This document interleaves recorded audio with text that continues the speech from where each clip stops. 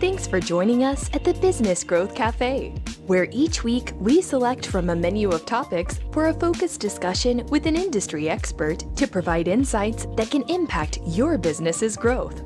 With your host, Angelo Ponzi. I am Angelo Ponzi, your host here at the Business Growth Cafe, and thank you for joining us. Each week we select from a menu of topics that can impact business growth to discuss with experts from a wide variety of disciplines. And today at the cafe, I'm excited to have Rick Girard, CEO of Stride Search and fellow radio show podcaster here on ocradio.net, and with his show Higher Power, to discuss the good, bad, and the ugly when it comes to putting the right people on the bus for your business. Welcome, Rick. Hey, thank you. I'm happy to be here. Well, it's really interesting, of course, that my audience may not know this, but about a minute ago, you were sitting on my side of the table and doing your show. Totally different perspective. Yeah, so it should be fun. I mean, now you're the guest. When I interviewed Rick Franzi, he's been doing this for 10 years, and here he was sitting on the other side. Sure. It made it really interesting. I had him on my show too, and it was funny because it's just a flashback. It was just weird. Yeah, it's a weird perspective, Yeah, right? Because totally. he's interviewing us. So before we start, why don't you tell my audience a little bit about you and Stride Search and what you're up to? Sure. So my name is Rick Girard. I'm with a company called Stride Search. We are an engaged search firm, which basically is a really nice way of saying we get really in-depth and go all in with our clients, and we make sure that they make the right hire. So it's kind of like a retained search model, only we are running the whole process. So it's kind of a hybrid type model. Okay. I was going to say, when you're engaged with a client, is it typically in HR, or are you working with the CEOs and the C-suite? Yeah, we're usually working with the C-suite. Okay. You're an executive search firm, is that correct? Okay. So Correct. So that would make sense that you're working with those folks. Yeah. So we call ourselves a key hire search firm. So usually on the technology, sales, and marketing side is where we tend to play, and we like to really kind of get involved and deal at the executive level, because that's really where the most impact's made. Okay. And I know we're going to get into some of this as we go on in the interview. Sure. But I want to start off this. I asked this question of all my guests, and you're a business owner. Yeah. And so when you think about growing your business, what keeps you up at night? Oh, man, for me, sometimes what keeps me up at night is, did I bring enough value to my clients on a daily basis? I don't know why, but I'm insecure about that, and I really kind of worry about that sometimes, where I don't really worry so much. And that and gosh, am I going to fill this search, which is like the looming everything. Every recruiter feels the same way. Oh, gosh, I took this off. Now I got a big weight on my shoulders that I need to fill this thing. When people engage with you, are you exclusive, or are they? Yes. Okay, so they're not having multiple people that compete against we're you. 100% exclusive, Okay. and we're in the trenches with them. Mm-hmm. We spend a lot of time on site, and we're all in 100%. Are you pulling from a database that you've built over the years? So if you're looking for a CEO or a CMO or whatever it happens to be, that you have a place that you start? Or are you, looking on LinkedIn in a sense, and using simple terms here to help try to fill that role? Yeah. What's interesting is the database used to be king for a long time until we had LinkedIn that came in. So we do pull from a database. I mean, we've got over 500,000 resumes or candidates in our database. But the fact is that every search is kind of new. So we cross-pollinate between our database and LinkedIn. Okay. Because LinkedIn is pretty much where most people are. And it's just a really easy tool to use in order for you to find people. To find people, right. And I think that's probably the good place to start. And for you out there listening in radio land, it's a good advocation to make sure your LinkedIn is up to date in case Rick comes looking for you. And podcast land. Yeah, and podcast. Podcast land has cool little flowers. So based on my experiences, not only for my business and hiring people, but for some of my clients, I've had an opportunity actually to hire a lot of folks for some of my clients. There's a real art to it. Absolutely. And yet, I've got a corny phrase here. I don't find a lot of artists in this area.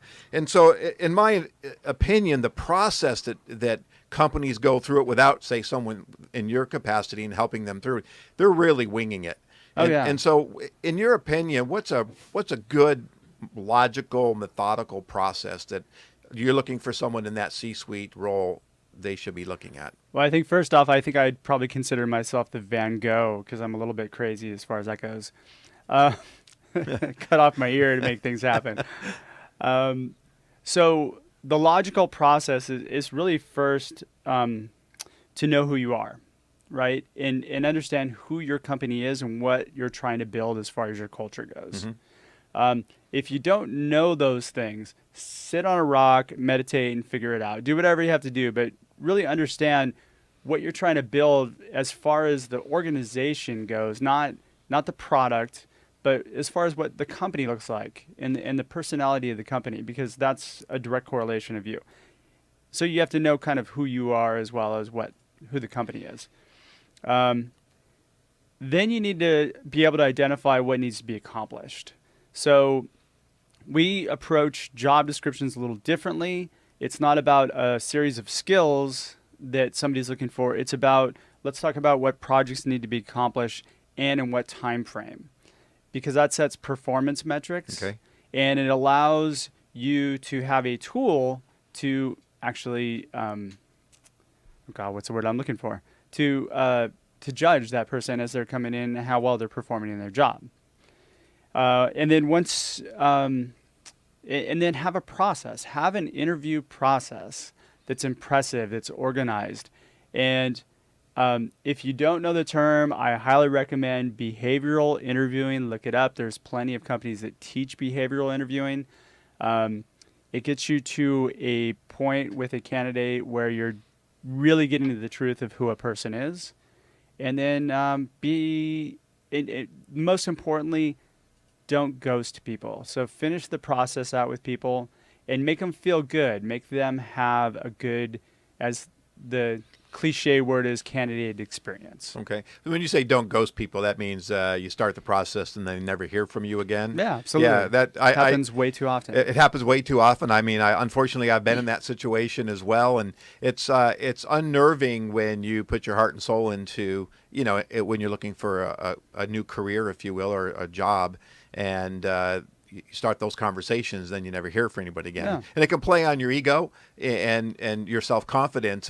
But it also downgrades your interest level in that company. Yeah, well, exactly. Yeah. So, I mean, they tell you you're going to get back to you in a week, and then they don't, and then 2 weeks goes by, and then a month goes by. Now you're totally not interested, and now they're coming back to you saying, well, they want to hire you. It happens a lot, way too often, and it just should never happen that way. And then hopefully they don't get a little upset and start posting stuff on Glassdoor and things like that, right? That happens a lot too. You have to clean up that. So you mentioned a couple things that I want to explore a little bit. Mm-hmm. The first one, you mentioned job descriptions. Yes. And again, my experience in working with various companies, the job descriptions have typically just been laundry list of tasks. And even though the ones I've looked at myself, they're just laundry list of tasks. Totally. And I've actually been in an experience, and I'll explain that in a little bit, where, I've asked the people that I'm managing, put together a job description, and I realized they just basically went online, they stole somebody's, changed some names, and had really nothing to do with what we needed to accomplish. So let's talk about what is a good job description. How do you create a good job description to really make sure you're getting the right candidate? Quick funny story. I went to a client not too long ago, and I looked at their job description. I go, well, where'd you guys get your job descriptions? And they looked at me and they said, well, we just looked at our competitors, we copied it, and we just changed our stuff and put it in there. Bad idea. Bad idea. So job descriptions need to be treated as a marketing document. Okay, that's interesting. If you're putting them out there for the world to see, it should be written to attract people. Now, you can have two job descriptions. You can have an internal and an external one, or you can make it one job description. But most importantly, the job description that you put out to the world is meant to attract people, not repel them. And that's what most are pretty repelling, right? Yeah. And what ends up happening is they may have a list of qualifications. You have to have this, that, and the other thing. Well, that's a wish list, and it's not necessarily the right answer of what the company really needs. In most cases, most companies don't really know what the job is because they haven't taken the time to figure out what tasks need to be done. So put the care into the job description because that's your first point of engagement with a candidate. And somebody's going to judge you based on that. Now, if you don't have brand recognition like an Amazon or a Google, what do you have? You have a really crappy job description. So what does that say about your company? Right. And who's developing these? I mean, again, if they're not working with you and it's coming from internal, Yeah. I mean, who should be in charge of really putting these together? And I'll caveat that because, I would say in previous experiences and current experiences, actually, with some of my clients, we go to HR and we ask HR to put job descriptions together.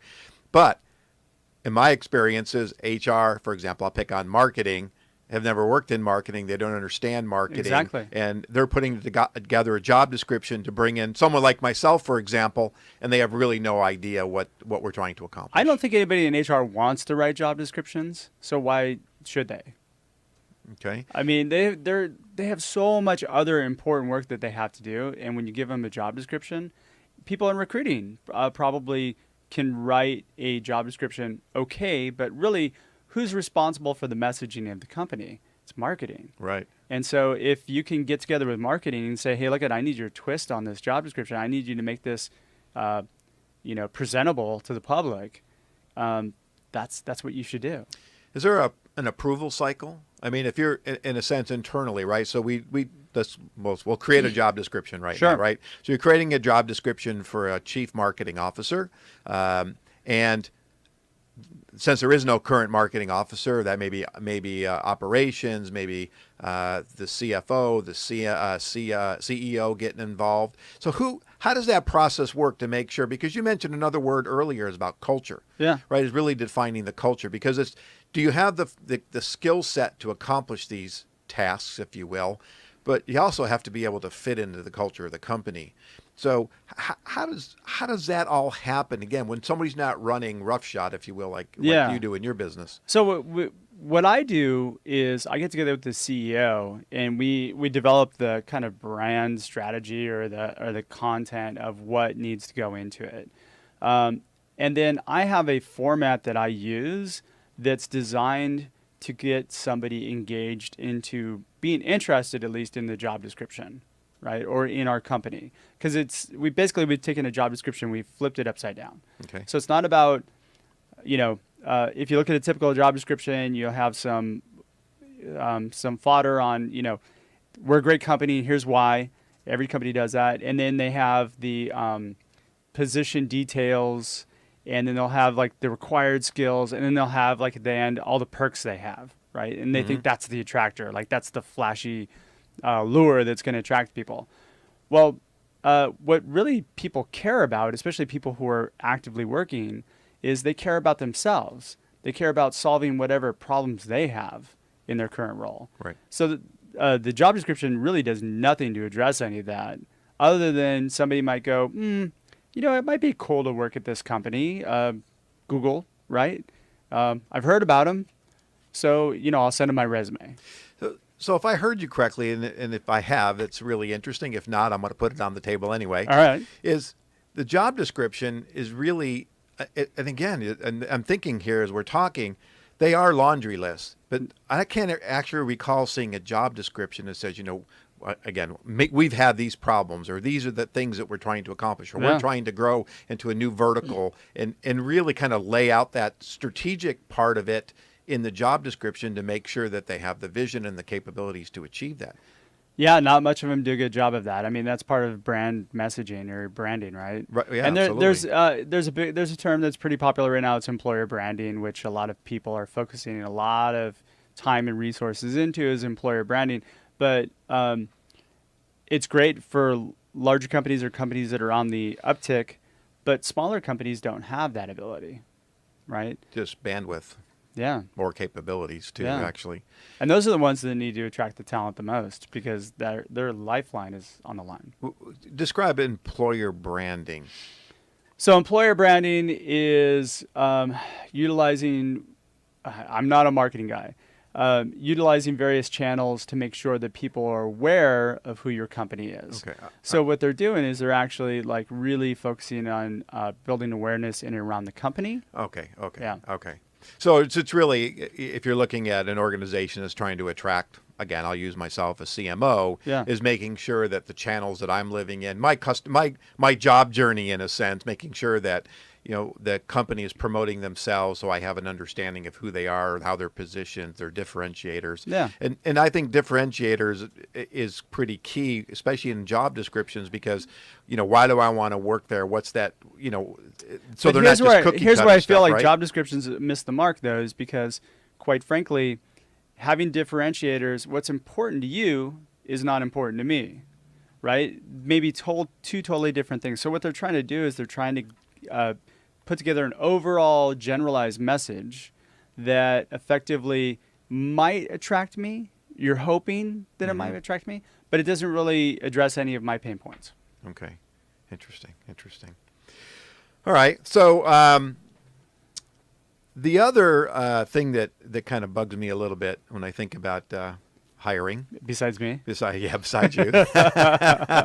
is the interviewing process. Oh, God, yeah. I have been interviewed, and I have interviewed, and I've sat with other people while they interviewed, and I find that a lot of folks come unprepared. Yep. They haven't researched it, and they don't necessarily understand the job that they're interviewing for. So I worked with a company as in a fractional chief strategy officer job, and during that process, I actually inherited HR and talent acquisition. And making it simple, we were setting up these interviews. I was talking to the talent acquisition lady who was in charge of the marketing hires, and she basically came to me and said, "Can you teach me about marketing?"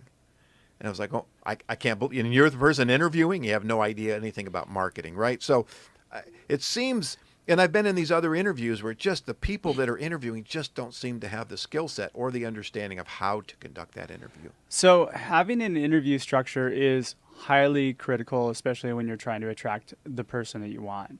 So in this market, in this landscape, you have 2.9% unemployment, you have a lot of job dissatisfaction, and yet there are people actively out there interviewing. The person that you need to hire could most likely get turned off by your whole interview process because of the fact that it's just like the other 17 interviews they've just been on.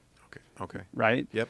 So I'm gonna throw out Amazon as a prime. Like if anybody ever has the opportunity to look into Amazon's interview process, they're arguably the most successful company in the world, and they've built their interview process from years and years ago based on they hire specifically for congruence with their core company values, and the way in which they discover it is primarily through behavioral interviewing. So I'm going to throw that one out again. Okay. But when you conduct an interview based on what your resume says, or when you conduct an interview that's similar to the other 17 the interviews that person went on, you're not differentiating yourself in any sort of way that's going to attract that person to you.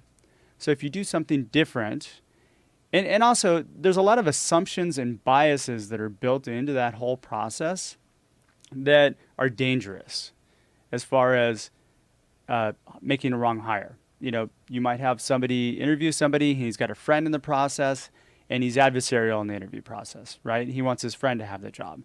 These kind of things happen all the time. So you can have anybody, you don't have to teach that person about marketing. All you have to do is teach that person how to do a behavioral interview that's judging that person against your core company values. Okay. And then judging that way. That's interesting. Yeah. All right.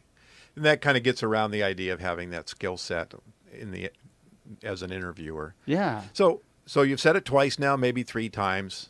Behavioral interviewing. Okay, Yeah. I've got to ask, and give What me a few minutes on it. Yeah. So behavioral interviewing is really judging people for I'll say judging, but there's a better way of saying it. But judging people against your core company values based on evidence of past performance or things that they've done in the past. So a good example of a behavioral interview question might be, explain to me about the time you had a difficult customer, right? And you start there.